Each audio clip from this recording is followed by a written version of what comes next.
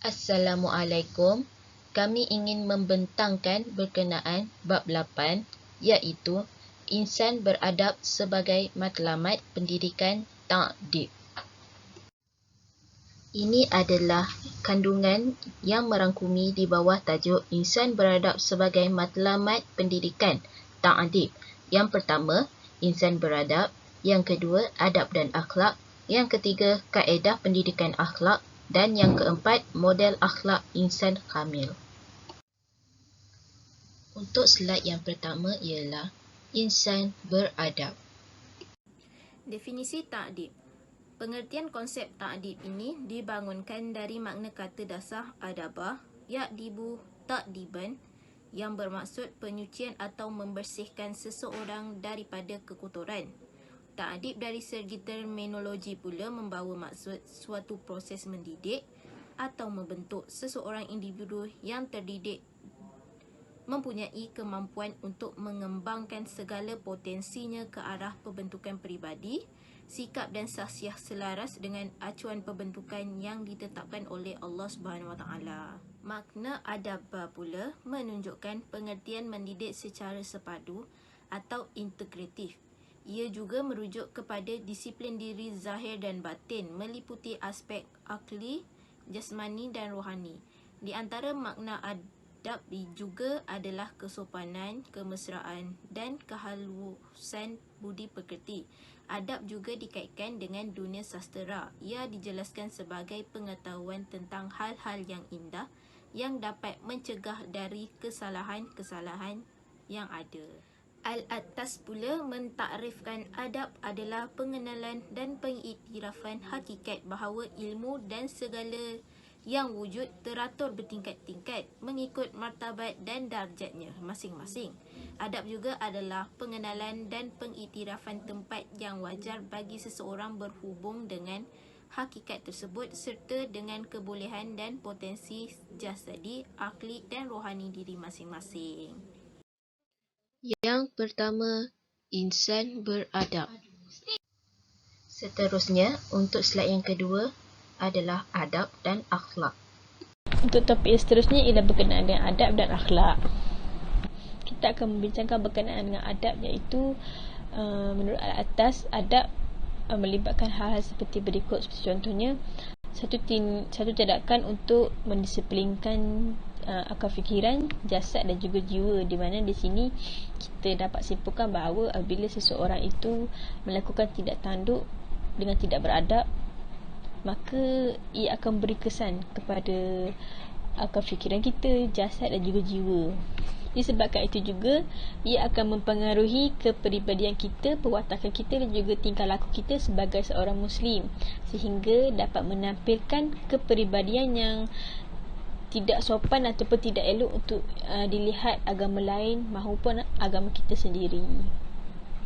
Okey, seterusnya ialah pencarian kualiti dan sifat jiwa serta fikiran yang baik. Dari segi pencarian kualiti, kita sebagai umat Islam haruslah mempunyai matlamat serta memperkasakan kualiti diri kita agar dapat dicontohi oleh generasi yang akan datang serta dapat beri contoh yang terbaik untuk dilihat oleh agama-agama lain.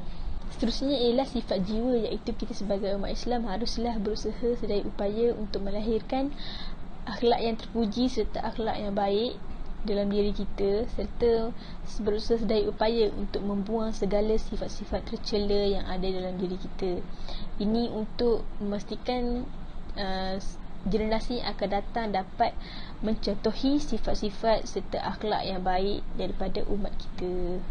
Di samping itu, daripada segi fikiran yang baik ialah kita sebagai umat Islam haruslah sentiasa mengingati diri kita agar sentiasa bersyukur dengan apa yang kita perolehi setiap hari. Sebagai contohnya, diberi kepanjangan umur, diberi murah rezeki serta diberi kesihatan tubuh badan untuk melakukan aktiviti seharian.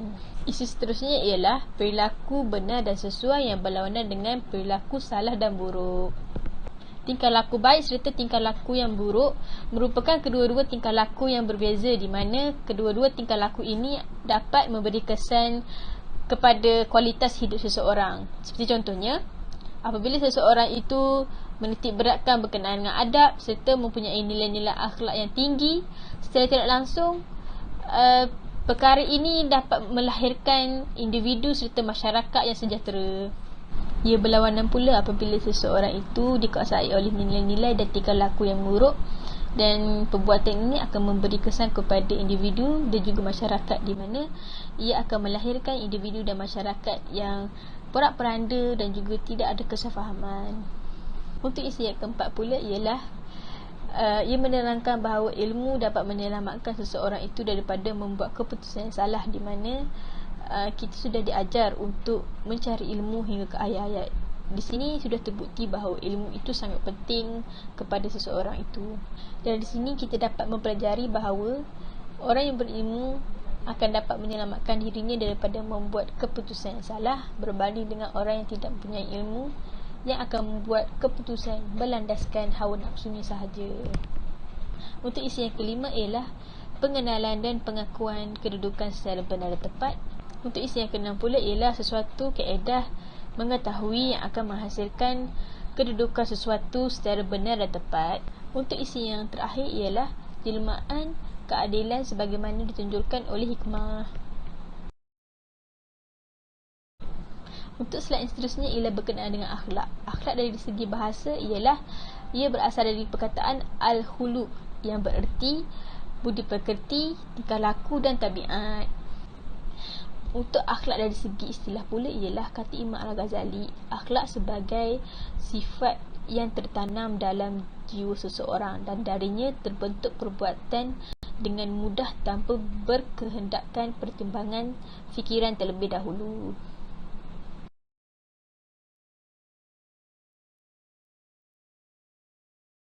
Kaedah pendidikan akhlak.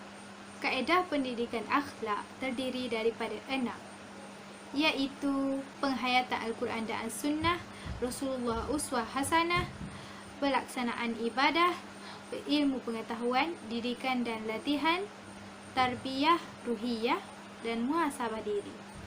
Yang pertama, penghayatan Al-Quran dan As-Sunnah. Rasulullah SAW bersabda, iaitu ajarkanlah anak kamu 3 perkara, iaitu mencintai Nabi kamu, mencintai keluarga dan membaca Al-Quran.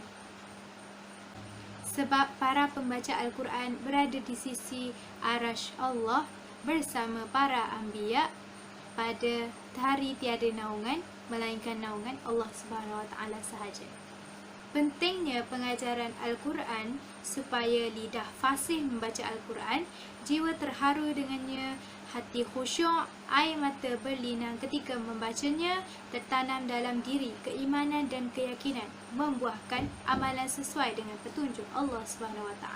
Oleh itu, perlu mendidik anak supaya beriman dengan Al-Quran, mempelajari, membaca, menghafal, menghayati, mengikat diri dengan Al-Quran.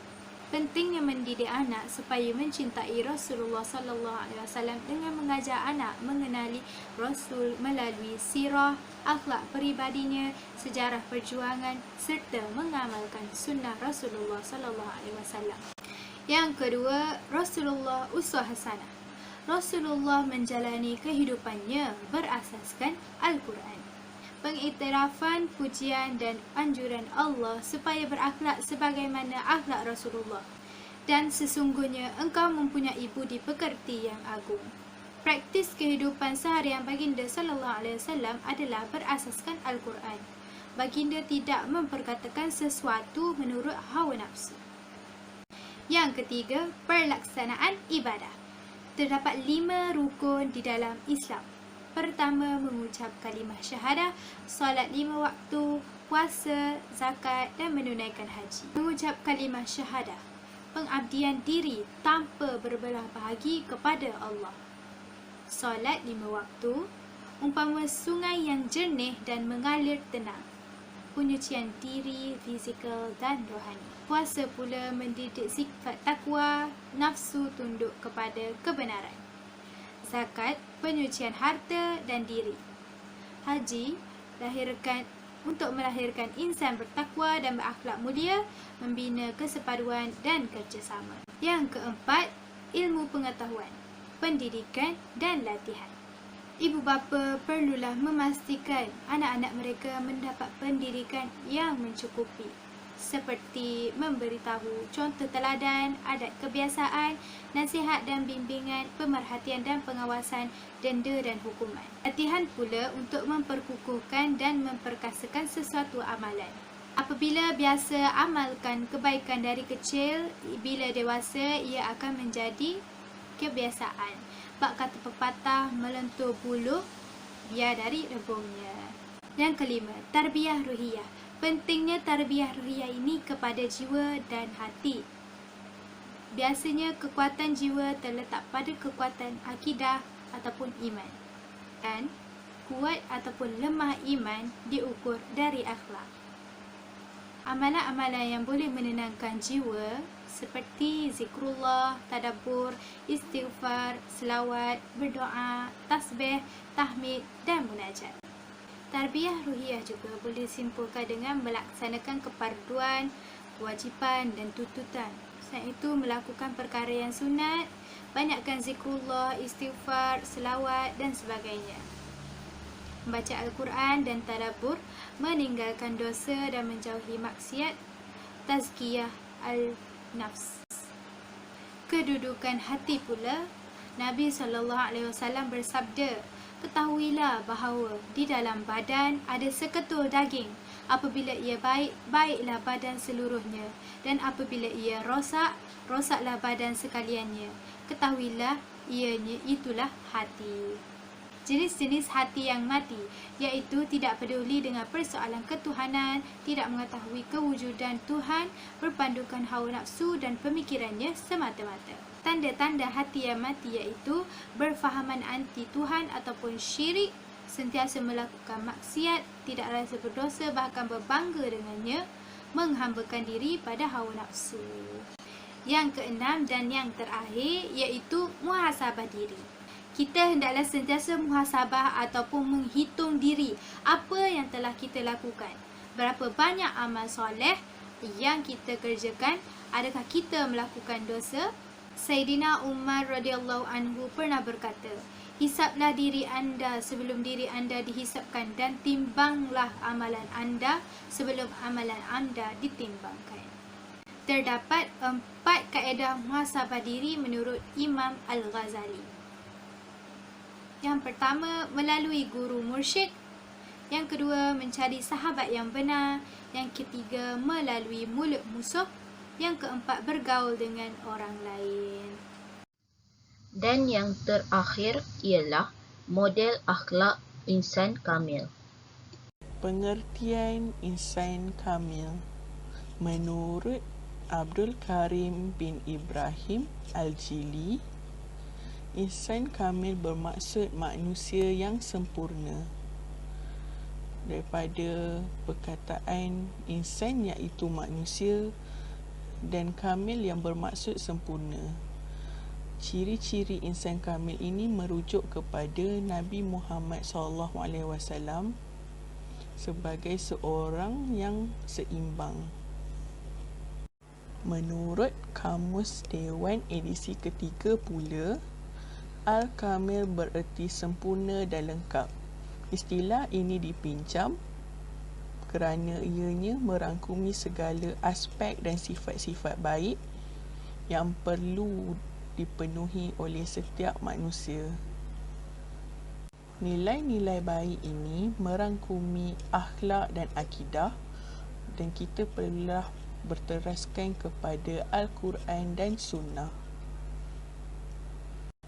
Terdapat 3 kriteria insan kamil yang ada pada Rasulullah SAW. Yang pertama, fatonah. Yang kedua, amanah. Dan ketiga, tabligh. Pertama ialah fatonah, yang bererti cerdas.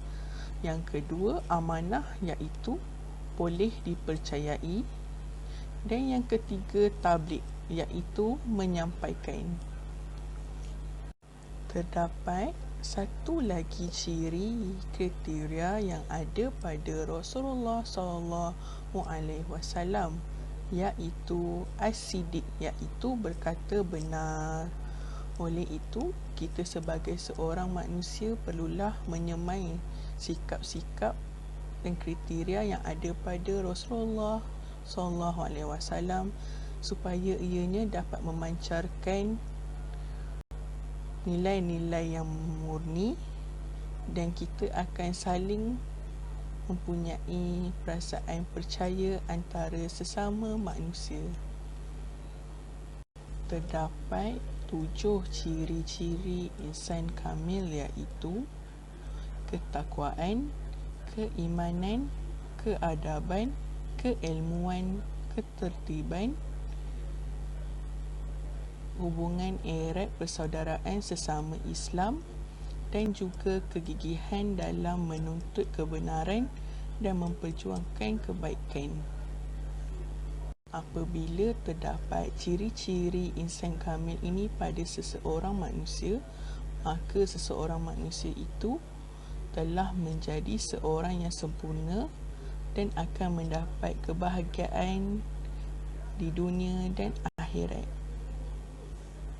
Kesimpulannya, pada masa kini keperluan untuk membentuk akhlak semakin diperlukan akibat keruntuhan akhlak yang diterajui oleh ramai kanak-kanak dan anak muda pada masa kini. Apabila kita gagal untuk membentuk akhlak yang mulia, kita akan menjadi mundur dalam peradaban. Akhir sekali, banyak halangan untuk kita menuju kepada pembentukan akhlak anak-anak muda pada masa kini. Oleh itu, gandengan semua pihak diperlukan agar kita dapat membentuk insan beradab yang akan mendapat kebahagiaan oleh Allah di dunia dan akhirat. Sekian sahaja daripada kami. Terima kasih.